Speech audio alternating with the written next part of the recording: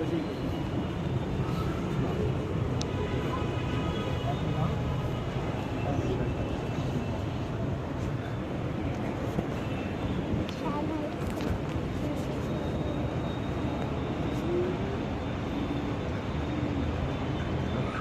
عليكم ورحمة الله وبركاته.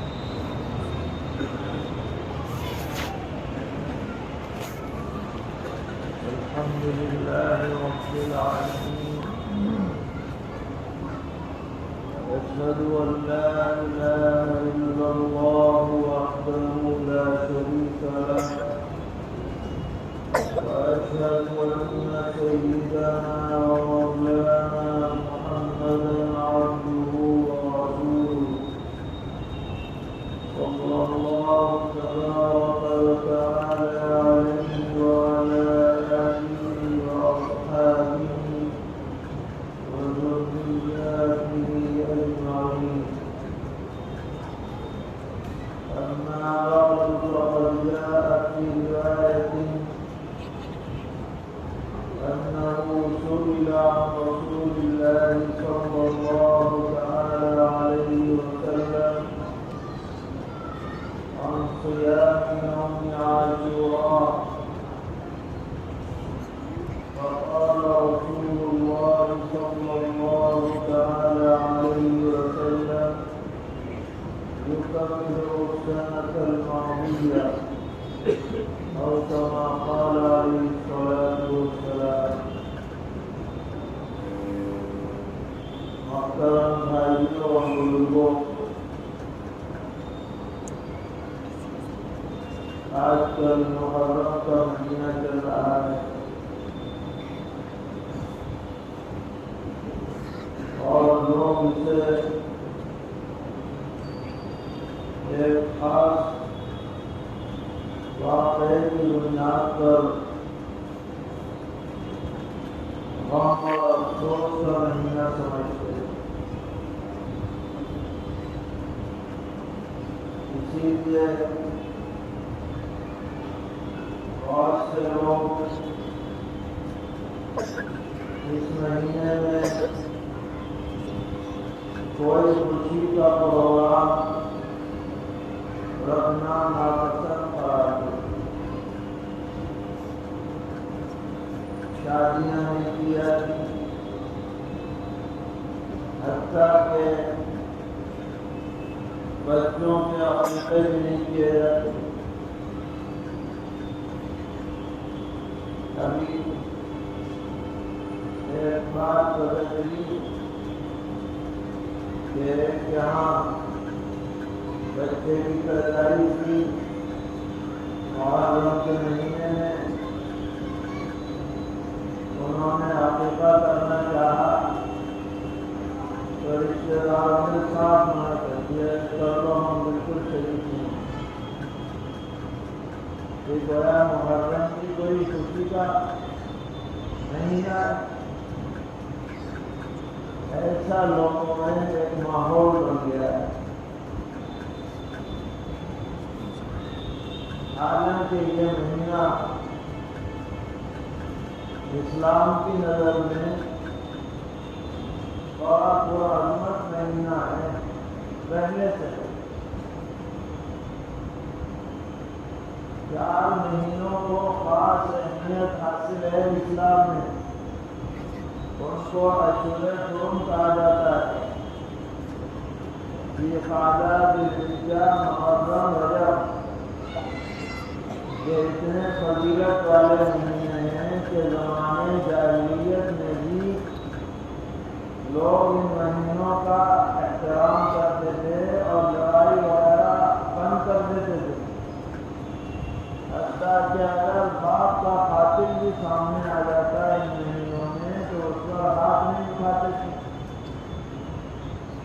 تو ان مہینوں کی عظمت اور فضیلت پہلے سے ہے، اور خاص طور پر مہینے کی جو 10 تاریخ ہے جس کو یوم عاشورہ کہا جاتا ہے، اس کے بارے میں سرور عالم صلی اللہ علیہ وسلم نے ارشاد فرمایا کہ جو اس دن روزہ رکھے گا تو اللہ تعالیٰ اس کے بدلے میں اس کے گزشتہ سال کے گناہ معاف فرما دیں یوم عاشورہ کے روزے کے بدلے میں۔ اور حدیث میں آتا ہے کہ جب آپ ہجرت فرما کر مدینہ منورہ تشریف لائے تو وہاں یہودی یوم عاشورہ کا روزہ رکھتے تھے اور بڑی خوشی منایا کرتے تھے، تہوار مناتے تھے۔ پیغمبر علیہ السلام نے پوچھا کہ بھئی یہ کیا معاملہ ہے؟ تو انہوں نے جواب دیا کہ اس دن اللہ تعالیٰ نے ہمیں فرعون کے ظلم سے نجات عطا فرمائی تھی، اس کی یاد میں ہم اس دن خوشی مناتے ہیں اور اللہ کے شکریہ کے طور پر روزہ رکھتے ہیں۔ تو سرور عالم صلی اللہ علیہ وسلم نے فرمایا کہ ہم حضرت موسیٰ علیہ السلام کے طریقے پر چلنے کے تم سے زیادہ حقدار ہیں، لہذا ہم بھی روزہ رکھیں گے۔ چنانچہ آپ نے صحابہ کرام رضی اللہ تعالیٰ عنہ کو عاشورہ کے دن روزہ رکھنے کا حکم دیا اور پھر اس کی یہ فضیلت بیان فرمائی۔ جب آخری سال آیا تو آپ نے ارشاد فرمایا کہ اس سال تو میں نے 10 تاریخ کا روزہ رکھا ہے، اگر اگلے سال زندہ رہا تو ایک دن اور بڑھا کے رکھوں گا، 9، 10 یا 10، 11، تاکہ یہودی جو ایک دن رکھتے ہیں ان کی مشابہت نہ ہو اور ہمارا طریقہ ان سے الگ ہو جائے۔ اس لیے علماء لکھتے ہیں کہ سب سے افضل تو یہ ہے کہ آدمی 9، 10 یا 10، 11 2 دن روزہ رکھے محرم میں، اس لیے کہ پیغمبر علیہ السلام نے یہ خواہش ظاہر فرمائی اگر کہ آپ اگلے سال تک دنیا میں تشریف فرما نہ رہے لیکن خواہش کی آپ کی، تو جس کو ہمت ہو وہ 2 دن روزہ رکھ لے، 9، 10 یا 10، 11۔ لیکن اگر کسی وجہ سے 9 یا 11 کا روزہ نہ رکھا جا سکے، سفر پیش آ جائے اور کوئی بات پیش آ جائے تو کم سے کم 10 کا تو رکھ ہی لے، بالکل نہ رکھنے سے تو بہتر ہی ہے۔ تو یہ جو حکم آپ نے دیا یہ ہجرت فرمانے کے بعد، مدینہ تشریف لانے کے بعد سے یہ حکم دیا، اور آپ نے یہ بھی فرمایا کہ یہ محرم جو ہے اللہ کا مہینہ ہے، شہر اللہ المحرم، حدیث کے اندر یہ الفاظ آتے ہیں۔ اب 10 سال ہجرت کے بعد پیغمبر علیہ السلام مدینہ منورہ تشریف فرما رہے، اس کے بعد آپ دنیا سے پردہ فرما رہے، اس کے بعد 30 سال تک خلافت راشدہ کا دور رہا، اس میں سیدنا حضرت ابوبکر صدیق، سیدنا حضرت فاروق اعظم، سیدنا حضرت عثمان غنی، سیدنا حضرت علی مرتضیٰ اور سیدنا حضرت حسن رضی اللہ تعالی عنہ، ان کی خلافتیں ہیں۔ ان خلافتوں میں جو اسلام کا سب سے زیادہ سنہرا دور کہلاتا ہے، روشن دور کہلاتا ہے، خیر و قرون کہلاتا ہے، ان تمام ادوار میں کسی بھی شخص نے محرم کو غم کا مہینہ نہیں سمجھا کہ بھائی محرم آ گیا سب رونا دھونا شروع کر دو یا یہ بد خالی لینا شروع کر دو. اس کے بعد جب دنیا کے اندر ایک بہت بڑا المناک سانحہ پیش آیا کہ جگر گوشہ نبوت سیدنا حضرت حسین رضی اللہ تعالی عنہ اور ان کے خاندان والوں کو کربلا کے اندر ظالم لوگوں نے شہید کر دیا. اتفاق یہ ہوا کہ وہ دن بھی عاشورہ کا دن تھا. یہ کوئی پہلے سے پلانی نہیں تھی کہ یہی دن ہوگا. اتفاق تھا کہ اس دن یہ واقعہ پیش آ جائے. تو اتفاقاً کسی دن کسی واقعے کے پیش آنے کی وجہ سے اسلام اس دن کو منحوس نہیں سمجھا جا سکتا کہ بھائی یہ دن منحوس ہو گیا اس لیے کہ فلاں دن یہ واقعہ پیش آیا. اسلام نے غم منانے کی اجازت صرف بیوہ کو ہے کہ وہ 4 مہینے 10 دن غم منائے اپنے شوہر کے انتقال پر, اور عام لوگوں کے لیے 3 دن غم منانا ہے. 3 دن سے زیادہ نہیں. یہ پیغمبر علیہ السلام کی تعلیم ہے.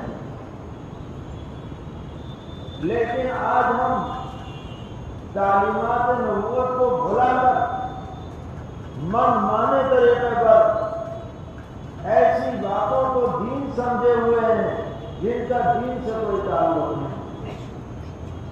بے شک واقعہ افسوسناک ہے, اندوہناک ہے, اور جنہوں نے بھی ظلم کیا, بہت برا کیا, ہمارے دل اس کی وجہ سے افسردہ ہے, اس میں کوئی شک نہیں.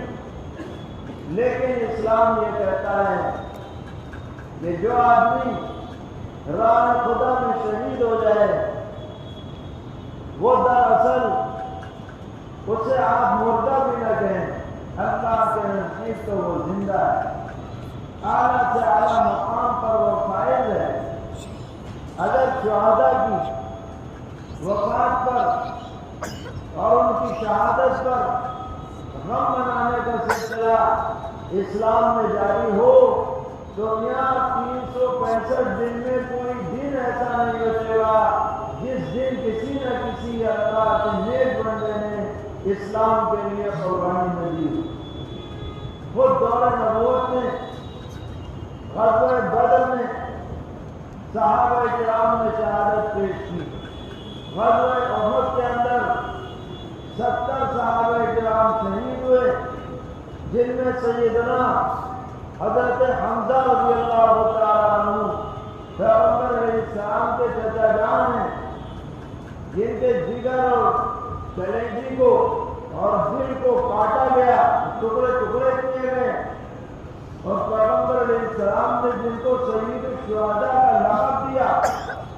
لیکن آپ نے کبھی یہ نہیں کہا کہ اس سال اور اس دن اور اس مہینے میں میرے چچا جان شہید ہوئے تھے, لہذا اگلے سال ان کی یاد مناؤ. کہیں تاریخ میں, سیرت میں, حدیث میں کوئی ذکر نہیں ملتا. اتنی بڑی شہادت ہوئی. اور اسی طرح ویر معونہ کے واقعے میں کتنے صحابہ کو انتہائی مظلومانہ حالت میں شہید کر دیا گیا, لیکن حضور نے کبھی اس کے بارے میں امت کو ہدایت نہیں کی. اور پھر حضور کے بعد جنگ یمامہ میں سینکڑوں صحابہ شہید ہو گئے, اور سیدنا فاروق اعظم رضی اللہ تعالیٰ عنہ کی شہادت کا واقعہ پیش آیا. سیدنا حضرت عثمان غنی رضی اللہ تعالیٰ عنہ کو شہید کیا گیا. سیدنا حضرت علی مرتضیٰ رضی اللہ تعالیٰ عنہ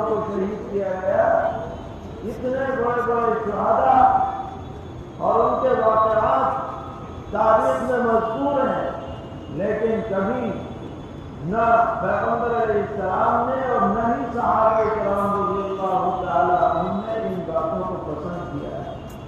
تو یاد رکھیے گا، جو چیز دور نبوت سے ثابت نہ ہو اور جس کو صحابہ کرام رضی اللہ تعالیٰ عنہم نے اچھا نہ سمجھا ہو، وہ سب کچھ ہو سکتی ہے مگر وہ دین نہیں ہو سکتی۔ اس پر کوئی اجر و ثواب ملنے کی اگر کوئی امید رکھتا ہے تو وہ خوش فہمی میں مبتلا ہے، خام خیالی میں مبتلا ہے، اس کو اللہ تعالیٰ کے ہاں ہرگز اجر و ثواب ملنے والا نہیں۔ تو ایسی باتیں جو ہمارے معاشرے میں رائج ہیں اور جب پکڑ چکی ہیں اور ہم اسے دین کا لیبل لگا کر کے اپنا مال بھی لگا رہے ہیں اور اپنے اوقات کو بھی لگا رہے ہیں، اور جو فرائض ہیں ان سے غفلت برت کر کے اس میں اپنی صلاحیتیں صرف کر رہے ہیں، یہ سراسر ہماری ناسمجھی ہے، نادانی ہے۔ ان باتوں سے بچنا چاہیے۔ جو باتیں سچی اور صحیح شریعت میں ثابت ہیں ان کو اختیار کرنا چاہیے۔ سرور عالم صلی اللہ تعالی علیہ وسلم نے فرمایا کہ من احدث فی امرنا ھذا ما لیس منہ فہو رد۔ جو ہمارے دین میں ایسی باتیں گڑھ لے جو دین میں شامل نہ ہوں وہ رد کر دی جائے گی۔ پیغمبر علیہ السلام کا صاف ارشاد۔ اس لیے کہ اجر و ثواب دینے والی ذات تو وہی اللہ تعالیٰ کی، اجر و ثواب دینے والی ذات کوئی اور نہیں ہے۔ جیسے آپ لوگ کاروباری ہیں، کوئی گاہک آپ کو آرڈر کرتا ہے اور وہ سیمپل بھیجتا ہے، جب یہ نمونہ ہے، اتنے عدد ہمیں چاہیے اور ہم تمہیں اس کے بدلے میں اتنے روپے دیں۔ باقاعدہ معاہدہ ہوتا ہے، انوائس بنتی ہے، کاغذ تیار ہوتے ہیں، وزن طے ہوتا ہے، سائز طے ہوتا ہے، ڈیزائن طے ہوتا ہے، رنگ طے ہوتا ہے۔ بتائیے ہوتا ہے نہیں؟ اب آپ نے کیا کیا کہ جو ڈیزائن اس نے لکھا تھا وہ بدل دیا، یا جو وزن اس نے لکھا تھا اس نے کمی یا زیادتی کر دی، یا جو سائز لکھا تھا وہ بدل دیا۔ تو جب یہ عدد پہنچے گا تو آپ کو پیسے ملیں گے یا مال ریجیکٹ ہو جائے گا؟ بتائیے۔ آپ لاکھ اسے سمجھائیں کہ جی یہ تو بہت اچھا ہے جو تم نے ڈیزائن کیا تھا، میں نے تو اس سے اچھا کر کے بنایا اور میں نے تو اس میں زیادہ محنت لگائی اور میں نے تو اچھے پھول بوٹے بنائے۔ وہ کہے گا نا جو ہم نے تمہیں پینسل دیا تھا ہمیں تو وہی چاہیے جب پیسے ملیں گے۔ نہیں سمجھے؟ بات تو سمجھ میں آئی کہ نہیں؟ اب لاکھ اسے سمجھائے وہ سمجھ نہیں سکتا، وہ تو ریجیکٹ کر دے گا۔ بالکل یہی صورتحال اللہ تعالیٰ کے دربار میں پیش آئے گی۔ اللہ تعالیٰ نے پیغمبر علیہ السلام کو نمونہ بنا کے بھیجا ہے، اور پیغمبر علیہ السلام نے جس جماعت کو تیار کیا، صحابہ کی جماعت، وہ حضور کی توقع ہے توقع۔ جو بات حضور سے ثابت ہے اور صحابہ سے ثابت ہے اس کے مطابق تم عمل لے کے آؤ گے، قبول ہوگا، بہت اجر و ثواب ملے گا، تصور سے زیادہ ملے گا۔ اور اگر اس کے خلاف آدمی کر کے لے کے آئے گا، چاہے وہ اپنی نظر میں کتنے ہی اچھا کر رہا ہو، اللہ کے یہاں ڈھیلا بھی ملنے والا نہیں، کیونکہ دینے والی ذات اللہ تعالیٰ۔ اس لیے بدعت سے دور ہونا ہے، سنت پر ثابت قدم ہونا ہے۔ بدعت کی مثال ایسی ہے جیسے کھوٹے سکے اور نقلی نوٹ۔ آپ نقلی نوٹ اپنے کمپیوٹر سے چھاپ لیں اور بڑھیا کاغذ سے چھاپ لیں اور ڈیزائن کی بدل دیں اور اچھا لگا دیں، اپنی دانش میں چلنے والا نہیں ہوں. کوئی دکاندار نہیں لے گا چلے جاؤ اور پولیس کو پتہ چل گیا تو جیل الگ ہو جائے گی. کیوں؟ نقلی ہے. تمہارے پاس اتھارٹی نہیں ہے نوٹ چھاپنے کی. ریزرو بینک آف انڈیا چھاپے گا تو مانا جائے گا. ایسے ہی تمہارے پاس اتھارٹی نہیں ہے کسی دین کی بات کو اپنی طرف سے جاری کرنے. یہ اتھارٹی پیغمبر علیہ السلام کے پاس ہے. یہ اتھارٹی قرآن پاک ہے. یہ اتھارٹی شریعت مقدسہ ہے. اس لیے ہم سب کو یہ بات سمجھنی چاہیے اور دین پر ثابت قدم رہنا چاہیے اور جو موقع ملے اس کو ضائع نہیں کرنا چاہیے. جو لوگ طاقت رکھتے ہیں ہمت رکھتے ہیں وہ عاشورہ کا روزہ رکھیں اچھی نیت سے. انشاءاللہ پیغمبر علیہ السلام فرما رہے ہیں 1 سال کے گناہ معاف ہو جائے. حدیث میں آتا ہے کہ یوم عرفہ کا روزہ رکھنے سے ذی الحجہ کی 9 تاریخ 1 سال پہلے 1 سال اگلے کے معاف ہو جاتے ہیں 2 سال. اور عاشورہ کا روزہ رکھنے سے پچھلے معاف ہوتے ہیں لیکن اس سے کبیرہ گناہ مراد نہیں, چھوٹے موٹے گناہ مراد. کبیرہ گناہ کے لیے توبہ شرط ہے. بڑے بڑے گناہ ہیں ان کے لیے روز ہو کے توبہ کرنی پڑی. یہ نہیں کہ بس گناہ کیے جاؤ عاشورہ کا روزہ رکھ لو کہ سب معاف ہو گئے. ایسا نہیں ہوتا ہے. چھوٹے موٹے گناہ ہیں, کہیں غلط نظر پڑ گئی اور کوئی بات ہو گئی چھوٹی موٹی, وہ معاف ہو جاتے ہیں. اور اگر بڑا گناہ کیا ہے, جھوٹ بولا ہے, غیبت کی ہے, بہتان لگایا ہے, کسی کا حق مارا ہے, غصب کیا ہے اور اس طرح کا کوئی گناہ کیا ہے خدا نہ کرے تو بھائی توبہ کرنی پڑے گی. اس کے بغیر کام نہیں چلتا. تو کل یہ دن آنے والا ہے. آج 9 تاریخ تھی, کل عاشورہ کا دن ہے. جو بھی ہمت رکھتا ہو وہ روزے کا اہتمام کرے. آج رکھ لیا ہو تو کل ملا کے 2 ہو جائیں گے. آج نہ رکھا ہو تو کل اور پرسوں رکھ لے تو 2 ہو جائیں گے. یہ افضل ہے. نہیں ہے تو کل ہی کا رکھ لے کم سے کم. اور دوسری بات, بعض احادیث میں ثابت ہے کہ 10 تاریخ کو کچھ اپنے گھر والوں کے لیے وسعت سے کام لیا جائے, دسترخوان وسیع کیا جائے. روزانہ 1 سالن پکتا تھا اس دن 2 پکا. اپنے لیے پکاتے تھے, کچھ رشتے داروں کے پاس بھی بھیج دو, پڑوسیوں کے پاس بھی بھیج دو, دوست احباب کو کھلا دو. بعض ضعیف احادیث میں وارد ہے کہ اگر عاشورے کے دن یہ عمل کیا جائے گا تو اللہ تعالیٰ سال بھر روزی میں وسعت عطا کرتا ہے. ہر آدمی چاہتا ہے کہ ہماری روزی میں وسعت ہو تو ایک چھوٹا سا عمل کر لیا جائے اور اس کے لیے کوئی خاص کھانا ضروری نہیں.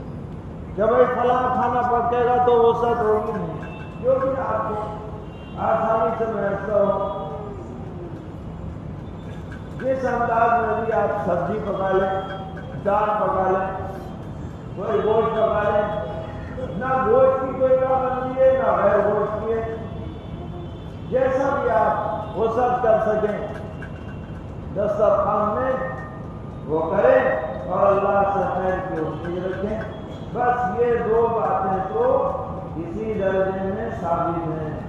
اس کے علاوہ جو کھیل تماشے اور جناب شور شر اور گانے باجے اور دیگر چیزیں جو ہم نے ان دنوں میں اختیار کر رکھی ہیں, وہ سب دنیا کے تو کھیل تماشے ہو سکتے ہیں, ان کا دین سے کوئی تعلق نہیں. یہ ہمیں سمجھنا چاہیے, سمجھانا چاہیے. اللہ تعالیٰ ہم سب کو ہدایت عطا فرمائے اور ہر طرح کی غلطیوں سے محفوظ رکھیں. سنت و شریعت کی پابندی نصیب فرمائے. خرافات اور بدعات اور رسومات سے ہم سب کی حفاظت کرنا. وصلی اللہ تعالی علی خیر خلقہ محمد وآلہ وصحبہ اجمعین برحمتک یا ارحم الراحمین. اللهم